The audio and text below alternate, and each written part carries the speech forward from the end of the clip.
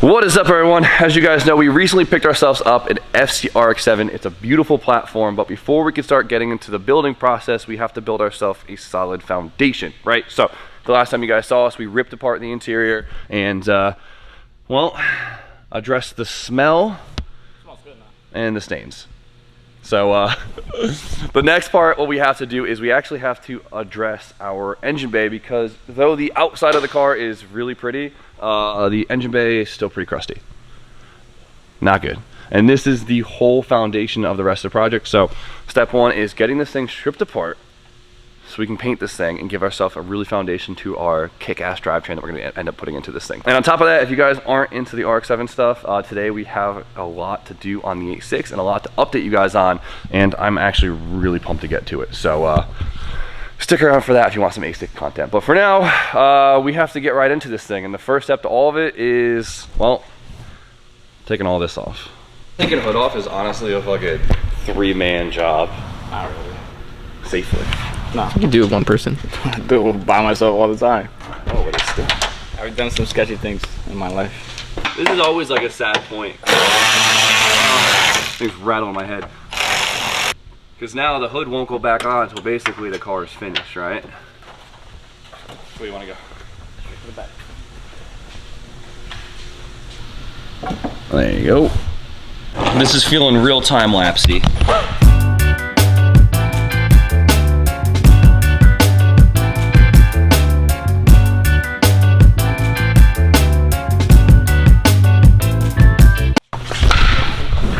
There we go, boys. There was a lot of clips holding that thing on.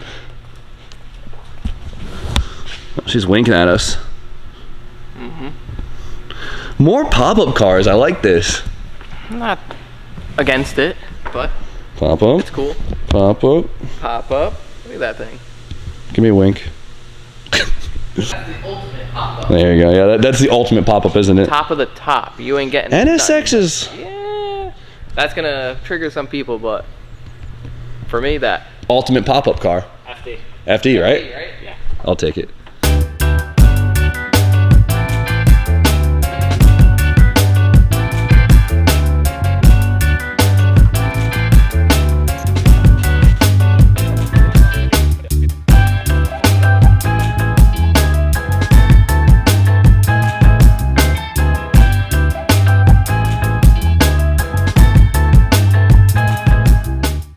Alright, so it's stripped, body panel wise, and the paint sucks, but it's a lot nicer than I actually anticipated, because every time we take apart an older car, something was smushed and then kind of hammered back into place. Like these brackets are bent, or like this is a little ripple in it. It's, you know, it just comes with the territory. It does. But this is all super straight. There's no major rust. There's just a little bit of surface area here and there, but there's no rot, there's no deep rust. There's nothing we really have to do other than just wire wheel away, right? Isn't it funny how it looks better? Like it almost looks cooler. It does look cooler because what I see is opportunity. You know what I mean? It's just gonna look better from this. Exactly. Right? It's never gonna look worse. Wait till we start stripping stuff. It might look a little worse, but it's got to get bad to get better. Right, so now we have all of this nonsense in the engine bay we have to get rid of. Honestly, the only stuff we'll probably be keeping in here is, of course, the suspension components, brake booster, brakes, and we'll get a new everything else, or it will be replaced with something better. So back to the old unbolt and throw in the corner. I got the winners for the skateboards. Oh, do you? Yeah. Okay, let's announce that real quick. So if you guys remember, last drop we had 2 skateboards we were going to do as a giveaway for people who bought products on the site, and here's the names. All right, first one is Sean. I'm gonna butcher this. Stolaric. Nice, Sean. Congratulations, buddy. And the other winner is Alex Campos. Nice. I don't know which one you guys are gonna get. We're gonna let Jimmy decide who gets which board. And if you guys, we'll email you. Okay. I'll email you. You'll get a notification, like a congratulations, maybe And a then- picture of Ant's butt or something. He was nuts. And next video, we'll announce the winner of the Momo steering wheel.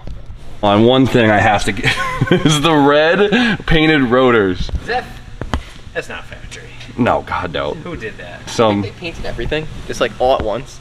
just oh, and then just like drove the paint off. Yeah. I don't know. I see you. At least they taped everything off. The red's just not. Yeah, The red's not it. Style matters. Let's play the unbolting game. Oh! Almost knocked the car off the jag stands. Look at Ant's face. I want to put it back on wheels. Hey, don't.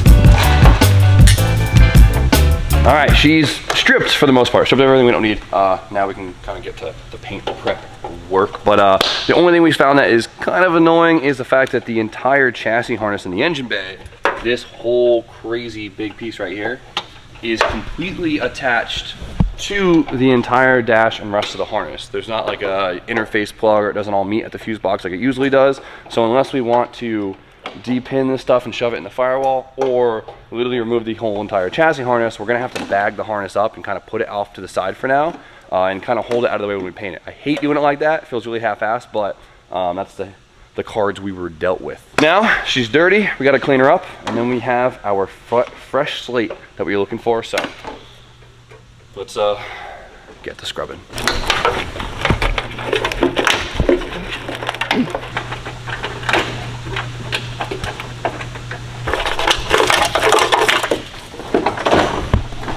What wires? Those plugs had me nervous. Nah, I'm bagging that shit. That was the worst idea I ever heard. I spoke too soon. I'll come back and the harness is through the firewall. No, we cut it. Bullshit. We gotta cut it, so we cut it. There's no way he cut the harness. You didn't cut the harness. I told him we shouldn't cut it. You guys are fucking with me. It's either to cut it and resolder, or get a chassis harness. How'd you fit it in there? Finesse. Finesse. Spit and tug? Finesse. Dry. Alright, well I spoke too soon before. Knew he was bullshitting. Such a bullshitter. Hey, I'm not mad about it. This looks sick. No wires in the way. Love that for us. Nice work, boys.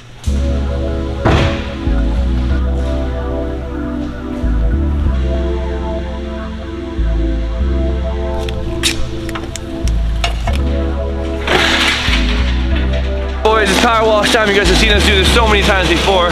Everything that shouldn't have water in it, like the fuel lines, the brake lines, the power steering lines in the rack, all of that is officially capped so no water can get in there. And then all the holes in the firewall are taped up. You'll still blow them out if you get the power wash there, so you gotta be very mindful when you fix the firewall. But either way, it's here, it's open anyway, so it's not the end of the world. I don't know how satisfying the transformation will be, but it needs to get done.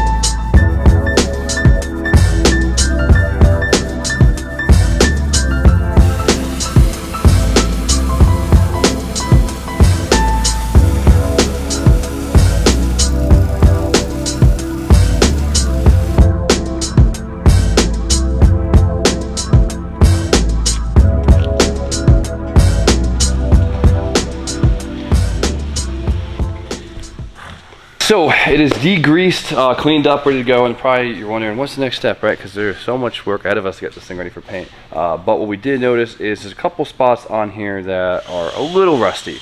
There isn't much rust, but there's a little bit of rust, so we're going to tackle the rust first before we even start tackling getting this babe prepped. So we're going to have Ant sitting here with a wire wheel and a waffle wheel, as I call it. Burger wheel. Burger wheel? Burger. I think we all have our own name for this thing. I heard burger and I like burger. These things are nice because they're pretty abrasive, but they don't really take much metal off. So you can be aggressive with them and not have to worry about really digging into your metal. But we just have a lot of spots that are like, you know, surface rusty. You have the corner where the brake booster was, right? Because you'll always get that because massive cylinders will forever leak and ruin your paint. There's no avoiding it, I guess. Just like areas like this where it's, you know, there's no rot. It's just a surface level of rust. And it'll just easier to get away with a wire wheel before we even start sanding paint down, so. Have fun. I'm used to it.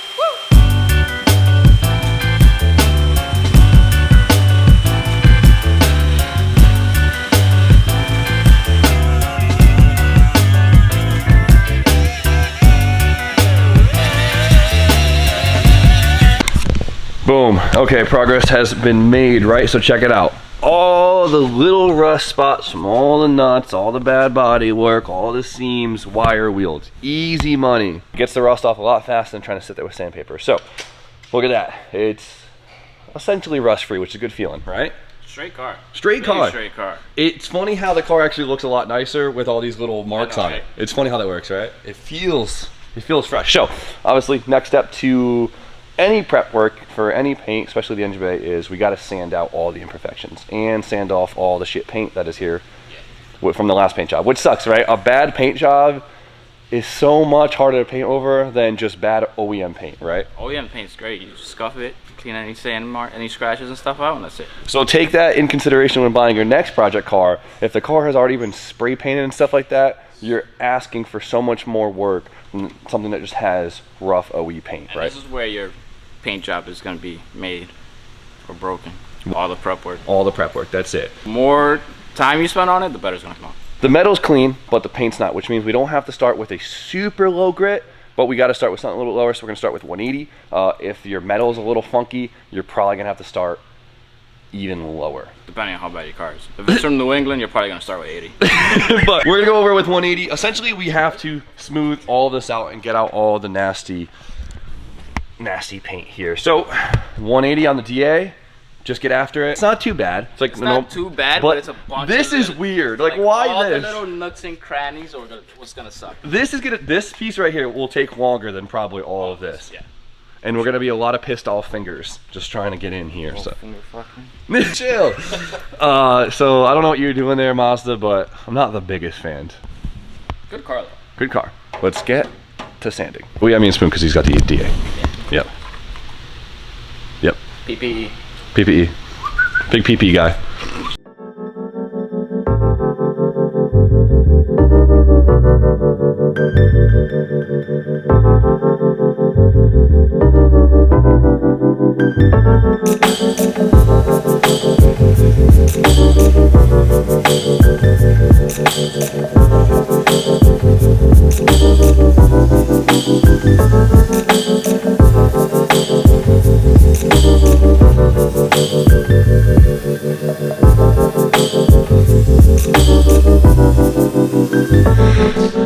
Ta-da! It looks a lot different. Like we said before, the 180 is to basically remove all the major imperfections in the paint, kind of blend the whole thing together.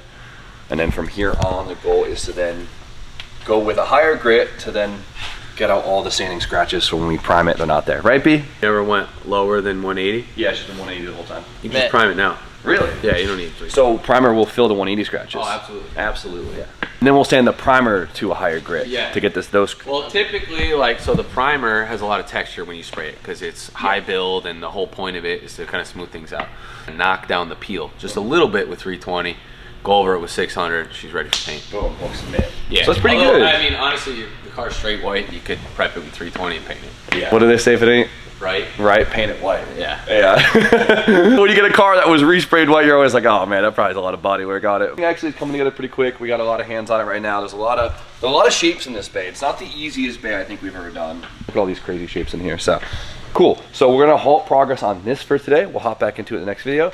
We have to use the rest today because we have some mods for the 86 that I'm really hyped about. Last time you guys saw the 86, we actually had the interior, we fitted it all up to make sure what we have and what we need and what we can actually get to mount in the car with our lack of interior, right? So, working in the background, we got a couple of things done that me and Spoon are both very proud of, and we're actually really, really excited how it all came together. What we have for interior is this, right? I took the wood grain wheel out of the coupe just to fit it up, and I think the wood grain looks awesome in here. But it's so fitting in they're here. both on quick releases, so it's like I could share the wheels. It looks so good in here. I got the seat mounted up, so the seat is officially mounted up in the correct position. Feels good there, but the thing that looks the best is the center console setup. Look at this. So this is all officially mounted. Now We did a delete panel for the HVAC control since we don't have any. And on top of that, the centerpiece right here had like this janky plastic piece kind of bolted in. Spoon made a carbon plate, and we basically panel bonded the whole thing together. So now this thing is strong again, and we were able to integrate the switches into it nice and low out of the way, and this thing is now stable once again.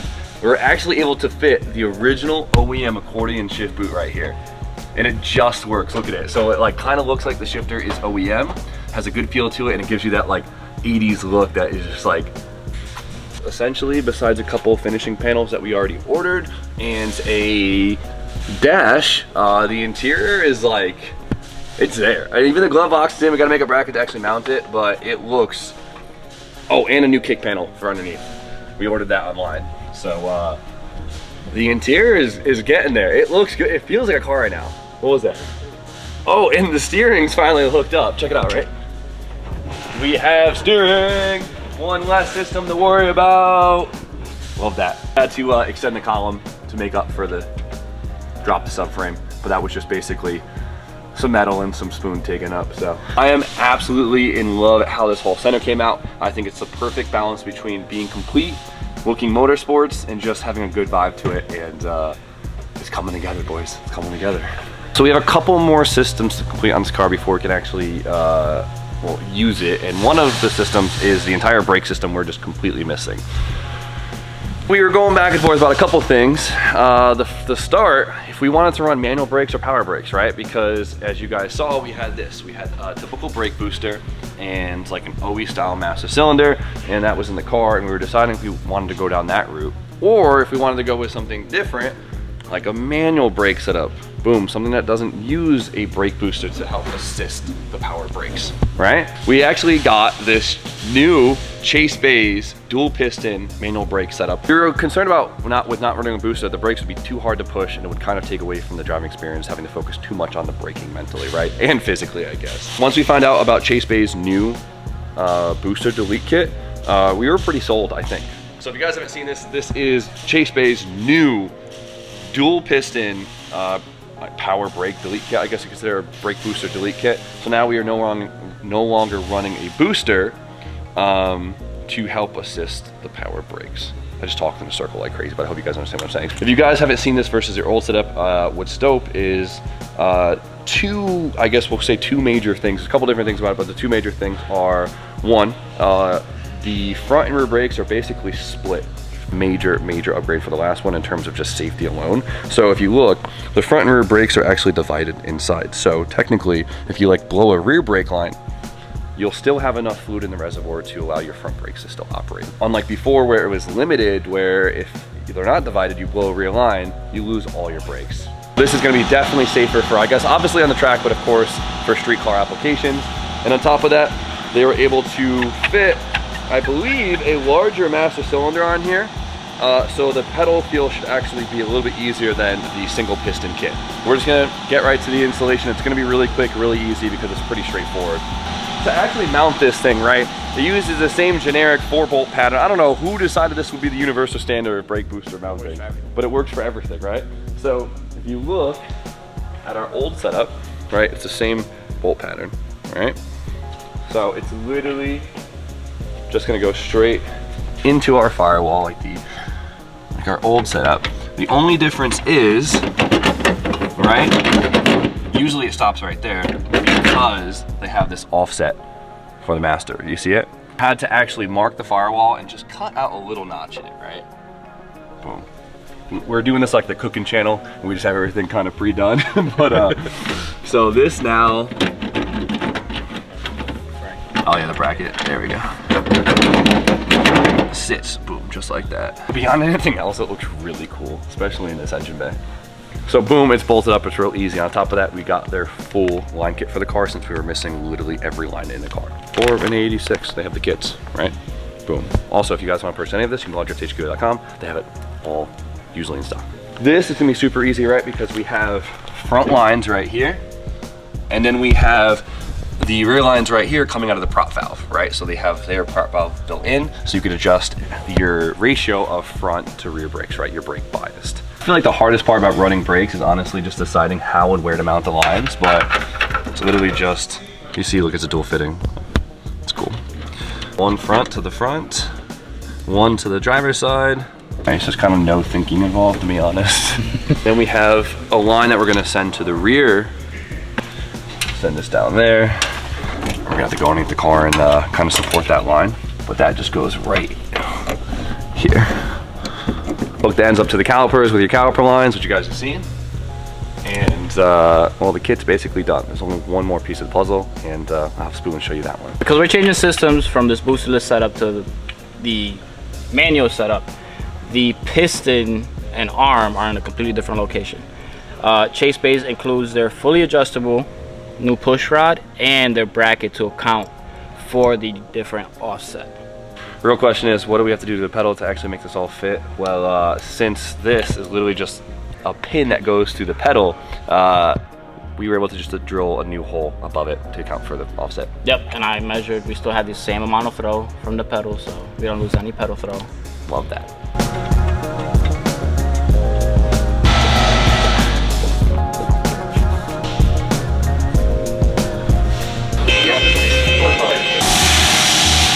There we go. Now we're just playing connect the dots, right? Calipers to body, body line to master cylinder, bing, bang, boom. Rare, rare.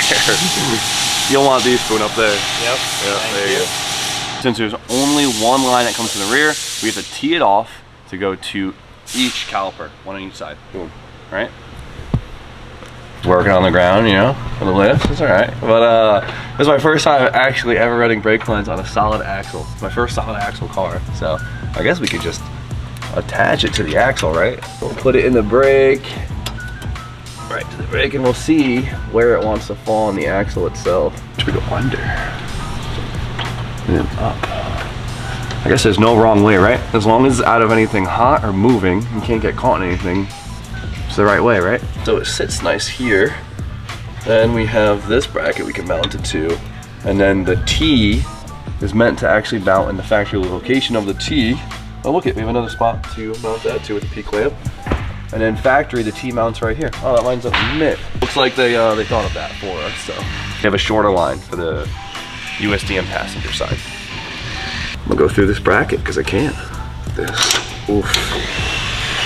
That's good. Zip tie that bracket. Boom. That's sick.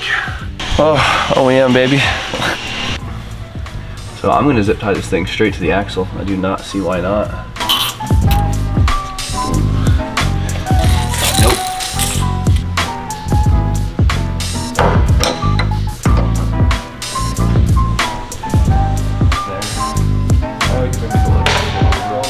So to get the line to the rear, we just want to make sure that we're not going to be too close to the exhaust, right? You got to account for that since the exhaust isn't on. It starts to get close over here. So I think the easiest solution for us is to just kind of follow the same track as the fuel lines. We should be good.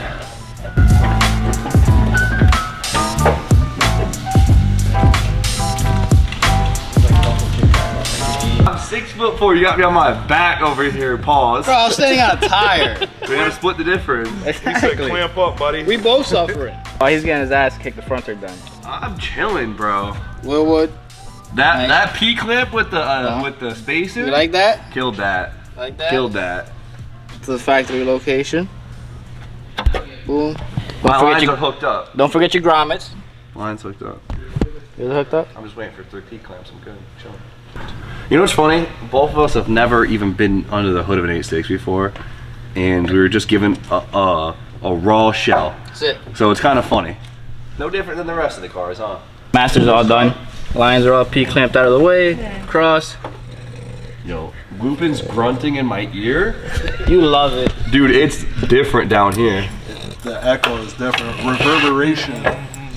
I love that guy. God, I love that guy. It looks real legit for the first couple feet with these peak. Look at the factory P clamp locations. How fire is that? Yeah. PP clamps. PP clamps. You like that? There's no fuel. You guys just want to like have a slumber party on the V86? This would be sick. We set up the projector, have a movie night. You guys want to tell secrets under the 86 at midnight? Oh, that's Great progress on the FC today. I'm very happy with it. halfway prepped for primer. I would say 80%, maybe 60%, 75%. I'll get done by Monday. A good 2 hours of sanding, cleaning, mask it up, And then once the base painted, it's just all progress from putting there. it back together. Fire, love that. We're gonna use good paint this time so it doesn't turn yellow. Nothing's worse than a yellow engine bay. It looks bad. On top of that, we got some good progress on the A6. We got the whole brake system done, which is All plumbed. huge, right? When you can bang out an entire system on a car, it's a good feeling. We still gotta bleed it, but we gotta make sure the rear end doesn't have to come back out of this thing first, because it might. So, chase base, the product looks absolutely amazing. Will it work well? Time will tell. I have high hopes. High hopes. I was told good things about this one, so I'm very excited for it, and we're gonna find out together. So, for now, I mean, it looks very motorsports, and that's what I love about this engine bay. It looks simplistic, but it looks motorsporty. We've always said that. It's a good look. Got anything else you want to add? Good. Good. Simple, clean, like it. That's it. So it's Friday. We're about to hop on a podcast. If you guys want to check it out, of course, Patreon in the description. Podcast is exclusively for patrons. We got our boy Trappy coming in today, and I've missed him, so I'm excited to talk with him. And for now, I guess we're gonna end it. You guys know the deal. Like, comment, subscribe. Stay tuned for more content. We'll see you guys very shortly. Because